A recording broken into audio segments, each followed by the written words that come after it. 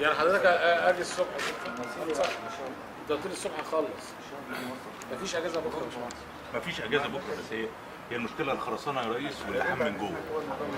كميه اللحام اللي جوه اكتر. يا فندم انا مش بقول استعجال، انا عايز اعرف عيب فني دي ثالث مره، ايه السبب؟ السبب في السبب ايه ده هي عايز مقص. طبعا يا معلم صور المطرقه دي، المطرقه المائيه ده ما بتقومش بوجهها. المفروض المطرقه المائيه تمتص اي ذبذبه او اي دروب بيحصل في الخط. تثبيتها مش كويس، واحنا قلنا لهم هذا الكلام. باشمهندس سيد، باشمهندس سامح.